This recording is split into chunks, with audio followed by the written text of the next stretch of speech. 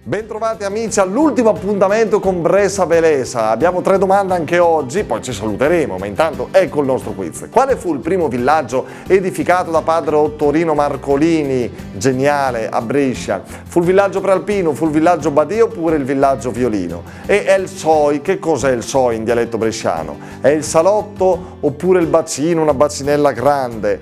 Oppure il gatto? Magari qualcuno di voi ha un soi che gira per casa. E il Monte di Pietà Nuovo dove si trova? In piazza Loggia, in piazza Paolo VI oppure in corso Zanardelli? Tra pochissimo l'intervista, restate con noi. Bressa, bellezza, messo la principessa. Tu che parla bene, mani su che mai conosco. Bressa, bellezza, messo la leonessa. Sei così sicuro di conoscermi davvero anche tu? L'alpino Silvano di Fiumisello, ma le Fiumisello. Alpini si rimane sempre, vero? Certo, sempre. Sempre. Sì, per Bacco. Che vuol dire oggi essere alpini? È un bell'impegno? È un volontariato, chi può, chi ha tempo, è giusto che lo dedichi a chi ha bisogno. In questo. Dove è stato lei alpino? No, io ho fatto l'alpino a Monguelfo, Valpusteria, poi a Bolzano. Tutto qui. Sempre al mare, insomma. Sì, sempre, sì, sempre al mare. Senta, allora lei conosce la città, la nostra città Brescia, sì? Sì, abbastanza, anche se ho girato molto, quindi conosco più magari altre città che Brescia. Comunque, Senta, quale fu il primo villaggio che venne edificato da padre Ottorino Marcolini a Brescia? Fu il villaggio prealpino, il villaggio Badia o il villaggio Violino? Villaggio Violino. Villaggio Violino. Bravo! La so, Violino. Amici a casa, ditemi sinceramente, sono più alto io o è più alto Ettore Ravelli? Sicuramente tu. Ciao Carlo. Ciao Ettore, come va? Sta buono con quella marina, fa il brava. Benissimo. Senti un poco, tu il dialetto lo conosci? Sì, è il soi. Che cos'è il soi? È il salotto, il bacino, la grande bacinella oppure è il gatto?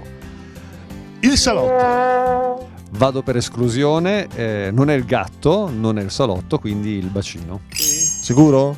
Penso sì. La bacinella. Ragazzi, Andrea Lombardi, volto amico di Teletutto, tutto sai, Teletutto sai. Le so tutte. Tutte le sai? Tutte. Tu Andrea sei proprio bresciano.